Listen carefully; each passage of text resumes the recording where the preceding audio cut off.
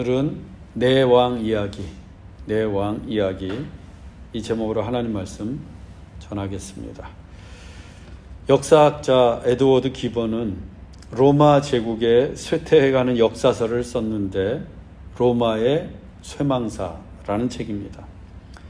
이 로마의 쇠망사에 따르면 율리우스 카이사르는 제국의 수도 로마를 월드 캐피탈 시티, 세계의 수도로 만들려고 했습니다. 그리고 로마 제국의 초대 황제 아우구스투스가 팍스 로마나를 이루고 모든 길은 로마로 통한다라고 할 정도로 로마는 확실히 세계의 수도가 되는 듯 했습니다. 하지만 권력을 향한 미친 광기로 인해 로마 제국 내부는 결코 평온하지 못했습니다. 네로가 제5대 황제로 있을 때 에스파냐 속주의 총독 갈바가 원로원의 힘을 등에 업고 네로를 습격해 자살로 내몰고 황제가 됩니다. 하지만 그가 황제로 있던 기간은 불과 3개월밖에 되지 못했습니다. 이 갈바가 황제가 되고 나서 그간 네로로부터 이익을 취했던 귀족들의 재산을 모두 국가로 환수하자 이에 앙심을 품은 귀족들 중에 오토가 근위대를 이끌고 갈바를 살해한 것입니다. 그리고 오토가 제7대 로마 황제로 추대가 됩니다.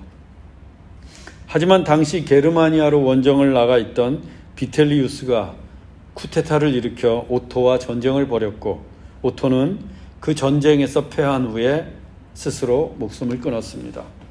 그리고 쿠데타의 승자가 된 비텔리우스가 황제가 됩니다.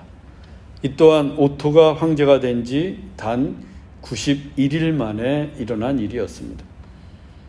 하지만 황제에 오른 비텔리우스는 제국을 다스리는 일에 도통 관심은 없었고 음주 가무만을 즐겼습니다.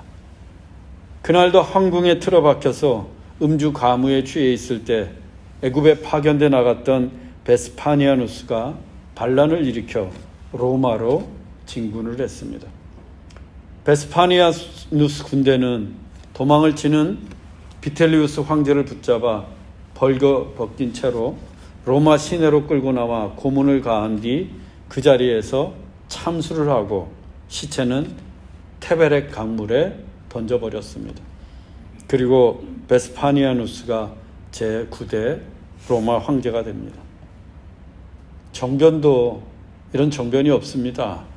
그런데 더욱 놀라운 것은 이 모든 일이 네로 황제가 죽고 난 이듬해인 AD 69년에 일어났다는 사실입니다. 즉 69년 한 해 동안에만 갈바, 오토, 비텔리우스, 베스파니아누스 등 황제가 4번이나 바뀌었어요. 그래서 역사학자들은 그 69년을 격동의 해 또는 네 황제의 해로 부르고 있습니다. 인간의 권력에 대한 집착과 욕망이라는 것이 이렇게 무섭고 무자비합니다. 그런데 이 같은 일이 로마 제국에서만 일어난 것이 아니라 그보다 1000년 전에 벌써 북왕국 이스라엘에서 일어나고 있었습니다. 오늘 우리가 살펴볼 바하사, 엘라, 시므리, 오므리가 바로 이스라엘을 정병과 격동의 시기로 몰아넣었던 네 왕입니다.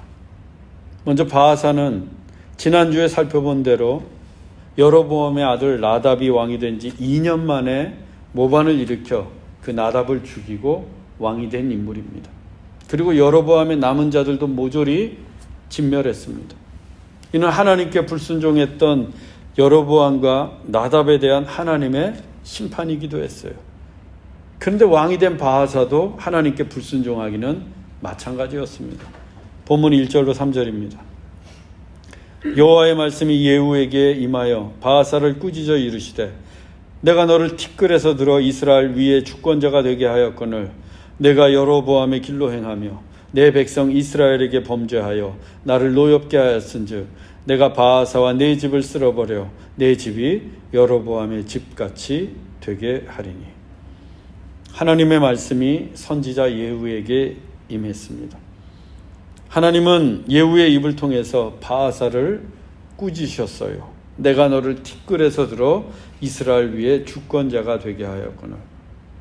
하나님께서 티끌처럼 보잘것없던 바하사를 이스라엘의 왕이 되게 하셨다는 겁니다. 그 보잘것없는 바하사를 사용해서 하나님께서 여로보암과 나답을 심판하신 거예요. 더 나아가서 하나님께서 바하사에게 기대하신 것은 여로보암이 남긴 불신앙의 유산들을 없애는 것이었습니다. 곧 금송아지 우상의 제단과 제멋대로 세운 제사장과 절기를 폐하는 일이었어요. 그래서 하나님의 백성인 이스라엘로 하여금 더 이상 범죄하지 않도록 하나님께 돌이키도록 이끄는 신실한 믿음의 왕이 되는 것이었습니다. 그런데 바하사도 여로보암의 길로 행하며 이스라엘 백성들을 범죄하게 했습니다. 아니 자기 손으로 모조리 없애버린 여로보암 가문인데 어이없게도 그 여로보암의 길로 행하고 있습니다. 여로보암의 집을 진멸해 놓고 여로보암을 따라하는 것은 또 뭡니까? 다 없앴는데 자기 손으로. 그런데 또 따라해요, 그 사람을. 그는 하나님께서 주신 권력을 하나님을 배반하는 일에 사용했습니다. 이것이 바로 권력 남용이에요. 우리가 하나님으로부터 받은 힘과 지혜와 부와 재능과 권세는 하나님을 위해 사용해야 합니다. 하나님을 영화롭게 하고 하나님의 뜻을 이루고 하나님께 순종하는 일에 사용해야 합니다. 그것이 하나님께서 우리에게 권력과 지혜와 부와 힘과 재능을 주신 이유이고 목적이에요. 만일 하나님이 주신 것으로 하나님께 불순종한다면 그것처럼 하나님을 노엽게 하는 일이 없습니다. 결국 바하사에게 진노하신 하나님은 바하사와 그의 집을 여로보암의 집을 심판하신 것처럼 쓸어버리겠다고 말씀하셨습니다. 본문 4절입니다. 바하사에게 속한 자가 성읍에서 죽은 즉 개가 먹고 그에게 속한 자가 들에서 죽은 즉 공중의 새가 먹으리라. 이 말씀은 하나님께서 여로보암에게 하셨던 말씀과 똑같습니다. 바하사에게 속한 자들도 성읍에서 죽고 길에서 죽으며 그 시신을 개와 공중의 새들이 먹어서 장례식도 치르지 못하게 될 거라는 하나님의 말씀이에요. 바하사가 이 무시무시한 심판의 메시지를 듣고 죽었습니다. 그리고 그의 아들 엘라가 왕이 됩니다. 본문 8절로 10절입니다. 유다의 아사왕 제26년에 바하사의 아들 엘라가 이스라엘의 왕이 되어 2년 동안 그 왕위에 있으니라. 엘라가 왕국 맡은 자 아르사의 집에서 마시고 취할 때 그 신하 곧 병거 절반을 통솔한 지휘관 시므리가 왕을 모반하여 그를 쳐 죽이고 왕이 되니. 유다의 아사왕 제26년에 바하사의 아들 엘라가 이스라엘의 왕이 되었습니다. 하지만 엘라가 왕으로 치세한 기간은 단 2년뿐이었어요. 엘라가 왕궁의 살림을 맡은 책임자 아르사의 집에서 술을 마시고 취해 있을 때였습니다. 엘라의 신하인 병거부대 절반을 통솔하고 있던 시므리가 반역을 일으킵니다. 그래서 엘라를 쳐 죽였어요. 그리고 시므리는 스스로 북왕국 이스라엘의 5대 왕이 됩니다. 여로보암의 아들 나답도 왕이 된 지 2년 만에 최측근에 의해서 살해를 당했습니다. 그런데 엘라도 똑같이 자기의 최측근 신하였던 시므리에 의해서 죽임을 당합니다. 그것도 왕이 된 지 정확하게 2년 만에. 그리고 이후의 상황도 마치 데자뷰처럼 나답의 때와 똑같은 일이 벌어집니다. 본문 11절로 12절입니다. 시므리가 왕이 되어 왕위에 오를 때에 바하사의 온 집안 사람들을 죽이되 남자는 그의 친족이든지 그의 친구든지 한 사람도 남기지 아니하고 바하사의 온 집을 멸하였는데 선지자 예후를 통하여 바하사를 꾸짖어 하신 여호와의 말씀같이 되었으니. 왕이 된 시므리가 바하사의 온 집안을 죽였습니다. 특히 남자는 그의 친족이 되었던 친구가 되었던 한 사람도 남기지 않고 모두 다 죽였어요. 바하사가 여로보암의 집을 진멸한 것과 똑같은 일을 당한 겁니다. 그런데 이 또한 예후를 통해 바하사에게 내리신 하나님의 심판이었어요. 즉 시므리는 권력 요구로 쿠데타를 일으켰는데 자기도 모르는 사이에 하나님의 쓰임을 받고 있었던 겁니다. 우리는 여기에서 하나님은 선한 사람만 사용하시는 것이 아니라 악인도 사용하시는 분임을 알게 됩니다. 잠언 16장 4절입니다. 여호와께서 온갖 것을 그 쓰임에 적당하게 지으셨나니 악인도 악한 날에 적당하게 하셨느니라. 악인이 왜 존재할까? 하나님께서 쓰시기 위함이에요. 하나님은 악인으로 악인을 징벌하시거나 그 악인의 죄로 인해 하나님의 뜻을 드러내기 원하십니다. 예를 들면 바하사가 그랬고 시므리가 그랬어요. 또 발람이 그랬고 애굽의 바로 왕이 그랬고 가룟 유다도 마찬가지입니다. 이것은 이 세상에 기승을 부리고 있는 악인, 악한 세력이 다 하나님의 섭리 안에 있음을 의미합니다. 하나님이 허락하시지 않는 한 악은 활동할 수가 없어요. 다만 악한 날에 사용하시기 위해서 지금 악이 활개를 치는 것을 잠시 하나님께서 허용하신 것뿐입니다. 그렇지만 종말의 때가 되면 하나님께서 그 모든 악들을 심판하시고 지옥의 무저갱에 가두십니다. 그리고 악이 없는 세상, 새하늘과 새 땅이 열리게 되는데 우리 그리스도인들의 소망이 바로 그곳에 있는 거예요. 하나님의 나라, 새하늘과 새 땅이 열리는 천국에 있는 겁니다. 하나님이 시므리를 도구로 삼아 하나님께 불순종했던 바하사와 그의 온 집안을 심판하셨습니다. 그런데 시므리의 권세는 단 7일로 끝나고 맙니다. 본문 15절로 17절입니다. 시므리가 다르사에서 7일 동안 왕이 되니라. 그때 백성들이 블레셋 사람에게 속한 기브돈을 향하여 진을 치고 있더니 시므리가 모반하여 왕을 죽였다는 말을 들은지라. 그 나라의 이스라엘의 무리가 진에서 군대 지휘관 오므리를 이스라엘의 왕으로 삼음에 오므리가 이스라엘의 무리를 거느리고 디르사를 에워쌌더라. 시므리가 왕으로 재위한 기간은 7일, 일주일뿐이었습니다. 당시 이스라엘의 군대는 블레셋을 치기 위해서 기브돈을 향해 진을 치고 있었어요. 그런데 시므리가 모반에서 왕을 죽였다는 소식을 듣게 됩니다. 그러자 기브돈에 나가 있던 이스라엘의 무리들이 자신들의 지휘관인 오므리를 이스라엘의 왕으로 삼았어요. 이름이 왜 이런지 모르겠어요. 시므리, 오므리. 아마도 추측해 보건대 이 오므리 부대와 시므리 부대는 서로 라이벌 관계에 있었던 것 같아요. 이스라엘 병거의 나머지 절반을 이 오므리가 이끌고 전쟁터에 나간 것 같습니다. 그런데 그 사이에 시므리가 자기가 이끄는 절반의 병거 부대로 모반을 일으켜서 왕권을 찬탈했던 거예요. 평소에 이 시므리와 라이벌 관계에 있었던 오므리와 그를 따르던 군사들은 그 시므리를 왕으로 인정할 수가 없었어요. 그래서 자신들의 주군인 오므리를 왕으로 추대하고 헷갈려 이름이. 이 오므리는 군사를 몰아서 시므리가 있는 디르사를 에워쌌습니다. 이름이 다 세 글자예요. 시므리, 오므리, 디르사. AD 69년 로마의 역사에서 볼 수 있듯이 배신은 또 다른 배신을 낳습니다. 그리고 반역은 또 다른 반역을 부를 뿐이에요. 예수님 말씀하셨어요. 검으로 일어선 자는 검으로 망한다. 본문 18절로 19절입니다.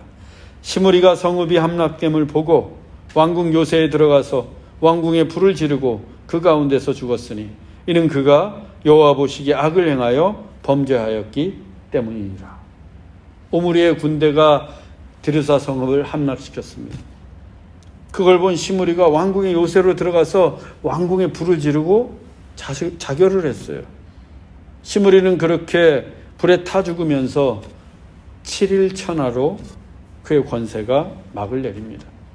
그런데 성경은 이 또한 그가 여호와 보시기에 악을 행하여 범죄하였기 때문이니라. 그의 불순종의 죄 때문이라고 합니다. 단 7일 동안 왕으로 있었는데 그 7일 동안 악을 행하고 하나님 앞에 범죄했던 거예요. 그 7일을 못 참고 왕이 되고서 얼마나 악한 왕이었으면 하나님께서 그 7일만 존재하게 하셨을 거예요. 앞선 왕들이 어떻게 해서 하나님의 심판을 받아 죽게 되었는지 알면서도 이스라엘의 왕들은 똑같은 악을 반복하고 있어요. 그만큼 악하고 어리석은 것이 인간입니다. 분명히 봤잖아요. 어떻게 죽었는지 자기 앞에 있는 왕들이. 그런데 똑같은 죄를 범하고 있어요. 그 시므리가 죽고 난 뒤에 오므리가 곧바로 왕이 된 것이 아니었습니다. 본문 21절로 23절입니다. 그때 이스라엘 백성이 둘로 나뉘어 그 절반은 디브니를 따라 그를 왕으로 삼으려 하고 그 절반은 오므리를 따랐더니 오므리를 따른 백성이 이긴지라. 디브니가 죽음에 유다의 아사왕 제31년에 오므리가 이스라엘의 왕이 되어 12년 동안 왕위에 있으며 디르사에서 6년 동안 다스리니라. 시므리가 죽고 난 후에 이스라엘 백성은 두 패로 갈립니다. 그리고 절반은 디브니를 따르고 그를 왕으로 삼고자 했고 또 절반은 오므리를 따랐어요. 이 디브니가 누군가? 바로 시므리의 추종자예요. 그래서 디브니를 따르는 사람들은 그동안 시므리를 왕으로 삼으려고 했던 사람들입니다. 그 두 패가 지금 서로 왕권을 차지하기 위해서 싸우고 있는데 그 싸움이 장장 4년 동안이나 지속이 됩니다. 그러다 마침내 오므리의 군대가 디브니의 군대를 쳐서 이기고 디브니가 죽자 오므리가 이스라엘의 왕이 되었습니다. 오므리가 12년 동안 왕으로 치세를 했는데 그 중에 6년을 디르사에서 다스렸어요. 그리고 수도를 사마리아로 옮기게 됩니다. 본문 24절입니다. 그가 은 2달란트로 세멜에게서 사마리아 산을 사고 그 산 위에 성읍을 건축하고 그 건축한 성읍 이름을 그 산 주인이었던 세멜의 이름을 따라 사마리아라 일컬었더라. 오므리가 은 2달란트로 세멜에게서 사마리아 산을 샀습니다. 그리고 그 산 위에 성읍을 건축하고 그 성읍의 이름은 세멜의 이름을 따라서 사마리아라고 지었어요. 아마 또 세멜을 이렇게 늘려서 불렀던 것 같아요. 세멜, 사마리아. 이 사마리아가 바로 신약 성경에 나오는 사마리아와 동일한 지역입니다. 북왕국 이스라엘은 지금까지 여로보암 왕조, 바하사 왕조, 시므리 왕조에 이어서 오므리 왕조까지 그냥 왕이 바뀐 게 아니라 왕조가 4번이나 바뀌었어요. 그만큼 정치적으로 불안정했고 때문에 이스라엘 백성들은 그 삶이 너무도 고달팠습니다. 또 신하나 군인이나 백성들은 정변이 일어날 때마다 누구의 편에 서야 할지 갈등과 분열이 심했고 같은 동족끼리 늘 창칼을 들고 싸워야 했어요. 그리고 모반이 일어날 때마다 이스라엘의 수도였던 디르사가 번번이 함락을 당하거나 불에 탔습니다. 한 나라의 수도였던 디르사가 그만큼 적의 공격에 취하겠다는 거예요. 이스라엘의 왕권과 정치가 안정을 지키기 위해서는 무엇보다 수도의 성읍이 강성하고 든든해야 합니다. 그래서 오므리가 수도를 사마리아로 옮겼던 거예요. 해발 880m, 1m의 높은 산에 위치한 사마리아는 아래로 내려다보는 요새처럼 적의 공격을 방어하는 데 용이했습니다. 또 지리적으로는 예루살렘과 갈릴리 그 중간에 위치해 있었기 때문에 군사, 물류, 상업의 전략적 요충지였어요. 즉 수도로 삼기에는 더할 나위 없이 좋은 조건을 지니고 있던 곳이 사마리아였습니다. 그 사마리아로 수도를 옮긴 것은 오므리의 해안이 그만큼 뛰어남을 보여주는 겁니다. 미가서를 보면 오므리의 율례라는 말이 나와요. 즉 이스라엘 백성들은 수백 년 동안 오므리의 율례를 따라 행했던 거예요. 그게 뭔지는 정확하게 모르겠습니다. 그런데 그만큼 백성들에게 영향력 있던 왕이 오므리였어요.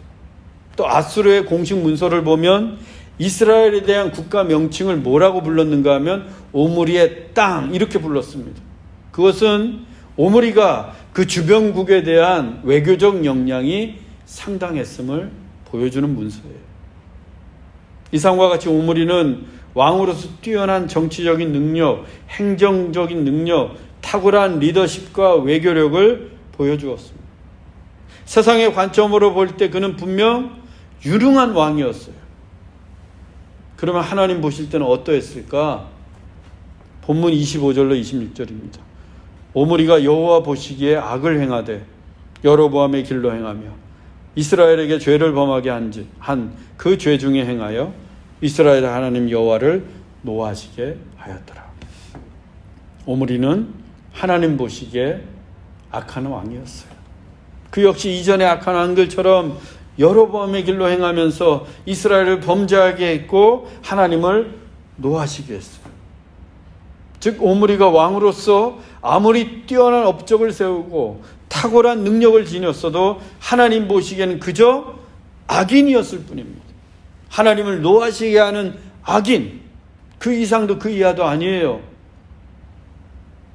네로를 비롯해서 갈바, 오토, 비텔리우스, 베스파니아누스 등 그들이 대로마 제국의 황제가 되었는데 그들의 삶이 과연 행복했을까요? 제국의 1인자가 되었는데 그렇다면 최고로 성공한 것 아닙니까? 과연 복받은 인생이라고 말할 수 있을까요? 바하사, 엘라, 시므리, 오므리는 또 어떻습니까? 그들도 한 나라의 제왕이 되었습니다. 그것도 하나님이 뜻하신 왕이 되었어요. 그런데 행복했습니까?